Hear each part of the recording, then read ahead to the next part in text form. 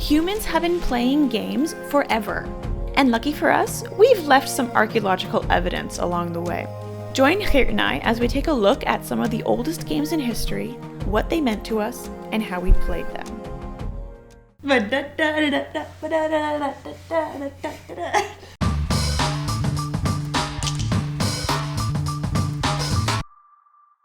To start with, we're going to play the oldest game that we actually have full sets and full rules for. And that game is called The Royal Game of Ur. And where is it from? Ur. And why is it called the Royal Game of Ur? That's what we're going to find out. Let's go. So with that, Geert and I went to our respective corners of the house and began our research. So while Geert is off designing and making the Royal Game of Ur, my job is to look into the history of the game, the archaeological record, the different examples that we have, and then also how to play the game, because that's pretty important. And of course, because I'm a big nerd, I'm not just going to be using the computer. I got books. Ooh, yeah.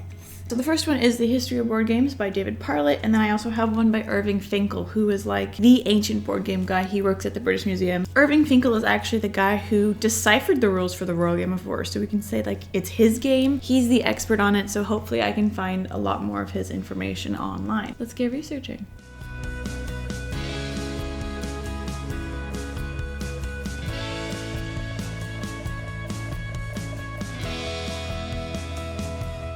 So the Royal Game of Ur is a strategy racing game that was extremely popular across the Middle East. Like it even made its way as far as Sri Lanka, Egypt, Crete, Cyprus, everywhere. It was first played by the Sumerians in the 3rd millennium BCE, and it seems like they were the ones that probably invented it. It's also known as the Game of 20 Squares, and it seems to have been played by everyone. And just to give you guys an example about how popular this game was, we found 4 boards of this game, essentially something looking very similar to this game, in King Tut's tomb. There's even a graffiti version on a lamassu from the Palace of Sargon that actually dates from around the 700s BCE. The original one that we're looking at from the British Museum dates to around 2500 BCE or even earlier, and it was found in the royal cemeteries of Ur by Sir Leonard Woolley, who excavated there between 1926 and 1930. Over all the other tombs, they found a total of 4 similar boards that looked like this, of varying decorations and materials. But this is the oldest example of a complete set of a board game that has ever been found. So that's pretty epic right there. From the 2nd millennium BCE, we can kind of see the game becoming really widespread. We have over 100 examples, and they've been found in places like Syria, Israel, Egypt, Cyprus, Lebanon, Turkey, Crete. The board does seem to have changed shape a bit over time, where the smaller rectangular bit has just kind of been extended to one long line. Still with 20 squares, it just seems like there may be just a longer run on the board. It also seems that instead of 7 pieces, like in the one from the Royal Cemetery at Ur, it has changed to 5 pieces per player. And this seems to have been like the favored layout throughout the remainder of the game's history throughout the Near and Middle East. Over time, the game acquired some much more like spiritual, complicated set of rules, with each piece having its own value, and then people were playing the game for bets. Like it became a very interesting, like complicated game. Apparently, if you landed on certain pieces, there were like vague fortunes that you could tell. You will find a friend, you will draw fine beer, you will cross the ditch, and you will cut meat. And it also now seems to have been associated with the zodiac. So I'm a Capricorn, so what does mine say? Like one who owns a herd. So this is not only just a fun race game, it will tell you your future. Ooh, the raven sits in the 6th house. Should it then land on a rosette, there will be enough food for the pack. If it does not land on a rosette, starvation for the pack. Yo, that is so much pressure. So it seems like the later gaming pieces were sort of representations of birds that they then meant something to the player, and then kind of like the fate of the player would reflect from the fate of that piece on the board.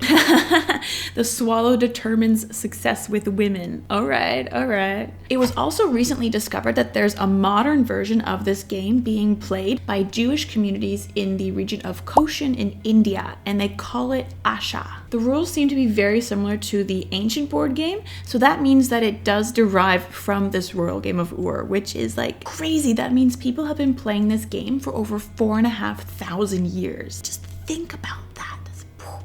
mind-blowing. So let's see how we can make the game. There have been multiple board games of the Royal Game of Ur found, but I think we're going to be using the one from the British Museum to base our design off of because it's the most well-known and it's also like, in my opinion, it's one of the prettiest ones for sure. This one is super lavishly decorated with shell and lapis lazuli like all inlaid into it, like red limestone, absolutely stunning. So if we're going to make it, like why not go all out, right? A lot of examples have been found to either have a box or a drawer inside, so we're going to have one of those, so it'll hold all the pieces for us as well. The pieces, there looks to be 7 white counters, 7 black counters, and then some dice. Various types of dice have been found, so either 4-sided stick dice or tetrahedrons with 2 marked corners, and I think we're going to use the tetrahedrons because again those are the ones found with the British Museum one. And so now let's look at actually how to play the game. For a long time no one really knew how to play the Royal Game of Ur. Rules were kind of speculated based on other games such as the Game of 20 Squares, but it didn't really seem to fit quite well. But then Dr. Irving Finkel from the British Museum deciphered a cuneiform tablet that was written by a Babylonian astronomer on November 3rd, 176 or 177 BCE, with the rules of this game. Now it is a couple thousand years after the Royal Game of Ur evidence that we have from the cemeteries from Ur, but we do now have a complete example of how the game was played during the 2nd century BCE. So it's not the original rules of the game, but we know how it was played at least 2,000 years ago. This is the oldest surviving book of rules for a game, and that is pretty epic. So based off of this book of rules and the archaeological evidence that we have, Dr. Irving Finkel was able to reconstruct the basic rules of this game. And I think I have a grasp on it now. Seems pretty straightforward. So let's go ahead, finish making the game, and get playing it.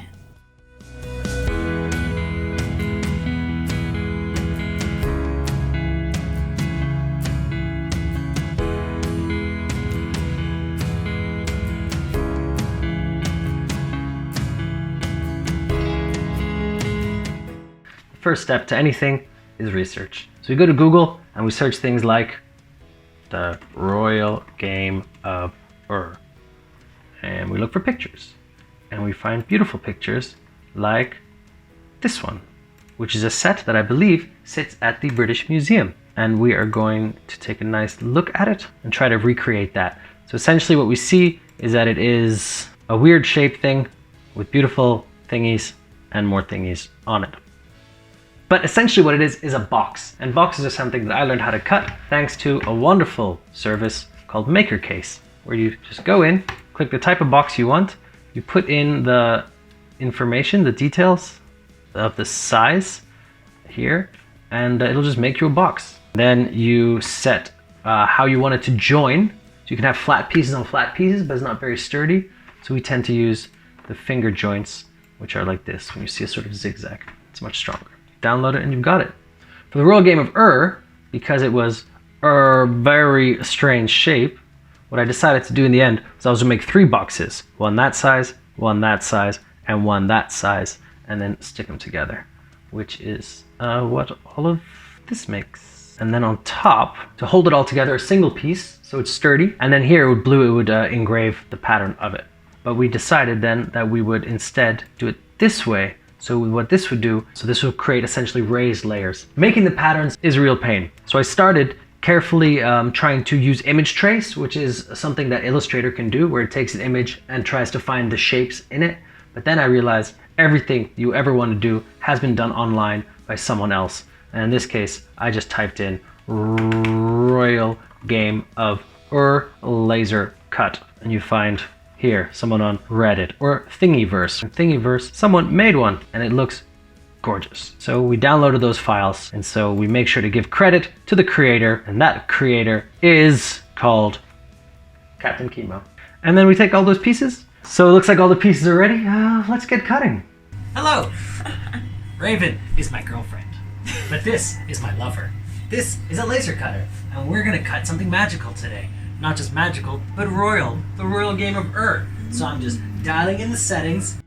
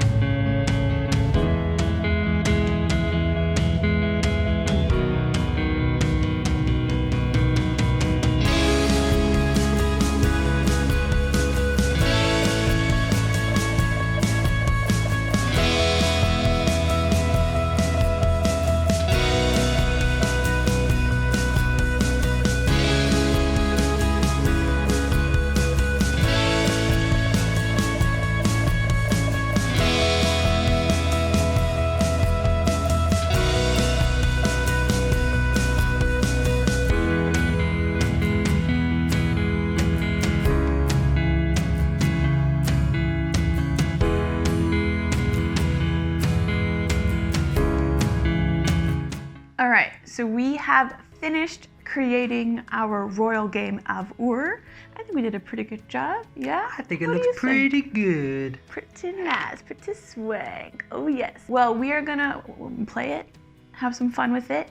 Stay tuned for the next episode where we do that. Also, a big thing for the patrons over on Patreon, you're gonna get a free play-at-home version, downloadable PDF, all made by this guy. It's very, very exciting. So if you're not a patron on Patreon, go become a patron on Patreon. Big thanks to all of them. They're right over here. They're really great.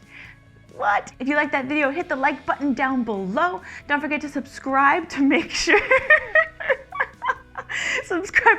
you don't miss more of us playing these games. And as always, stay dirty, my friends.